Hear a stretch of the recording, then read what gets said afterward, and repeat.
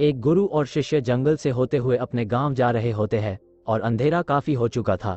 शिष्य ने अपने गुरु से कहा कि गुरु जी, काफी रात हो चुकी है, अगर आप कहे तो आज की रात यही आसपास के किसी गांव में गुजार ले। गुरु जी ने अपना सिर हिलाया और वह दोनों पास के गांव में एक छोटे से घर के पास जाकर रुके।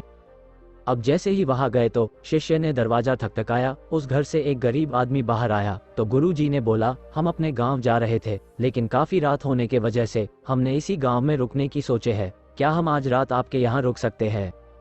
गरीब आदमी बोला, हाँ क्यों नहीं, आप दोनों अंदर आ जाइए। अब जैसे ही गुरु जी अंदर गए, उन्होंने देखा कि उस आदमी के घर में बहुत ज्यादा गरीबी थी। गुरु जी ने उससे पूछा कि आप काम क्या करते हो? वह गरीब आदमी बोला कि मेरे पास बहुत सारी जमीन है। तो गुरु जी ने बोला, अगर तुम्हारे पास बहुत सारी जमीन है तो इस तरह से क्यों रह रहे हो? वो आदमी बोला, ये किसी काम की नहीं है, गांव वाले बोलते हैं कि ये बंजर जमीन है, यहाँ पर कुछ भी उगाया नहीं जा सकता है और वहाँ फसल उगाना बहुत बड़ी बेवकूफ़ी है।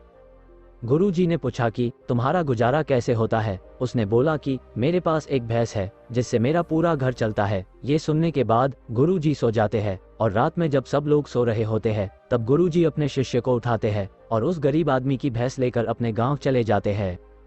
शिष्य अपने गुरु से पूछता है कि गुरु जी, कहीं आप गलत तो नहीं कर रहे हैं? उस गरीब आदमी की रोजी रोटी इसी भैंस की वजह से चलती है। तो गुरु जी अपने शिष्य की तरफ देखते हैं और मुस्कुराते हुए आगे बढ़ जाते हैं। उस बात को तकरीबन 10 साल गुजर जाता है और वह जो गुरु का शिष्य था वह बहुत बड़ा गुरु बन चुका था। तो एक दिन उन्हें उस गरीब आदमी की याद आती है कि मेरे गुरु ने उस आदमी के साथ अच्छा नहीं किया था, मुझे एक बार चलकर देखना चाहिए कि वह आदमी अब किस परिस्थिति में है। वह शिष्य उस गांव की तरफ जाता है और वहां जैसे ही पहुंचता है तो वह देखता है कि जहां पर उस गरीब आदमी का झोपड़ी था वहां पर एक बड़ा ही आलीशान महल बन चुका था और उस झोपड़ी के बाहर जो बंजर जमीन थी उस पर फल और फूलों के बगीचे थे।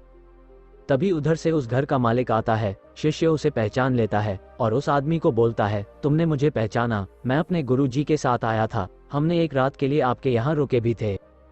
वह आदमी उसे पहचान लेता है और बोलता है कि उस रात को आप कहाँ चले गए थे? और उस रात के बाद ही मेरी भैंस कहीं चली गई थी, मेरे पास कोई रास्ता नहीं था, तो मैंने अपने जमीन पर मेहनत की और फसल निकल आई और आज मैं इस गाँव का सबसे बड़ा और सबसे अमीर आदमी बन चुका हूँ।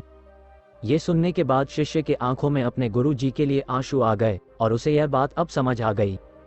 इस कहानी से हमें यह सीख मिलती है कि हमारे अंदर ऐसी बहुत सी टैलेंट छुपी हुई है, लेकिन हमें कोई ना कोई चीज रोक कर रखी है। वो आपके फैमिली वाले भी हो सकते हैं, आपके जॉब भी हो सकती है, कुछ और भी हो सकता है। देखिए, आपके पास भी तो भैंस की जैसी कोई दूसरी चीज तो नहीं है जिसने आपको आगे बढ़ने से रोक कर रखा है। आपको ये प्रेरणादायक कहानी कैसी लगी हमें कमेंट करके जरूर बताएं। साथ ही ऐसे ही और प्रेरणादायक वीडियो के लिए सब्सक्राइब जरूर करें। BS motivation, thanks for watching.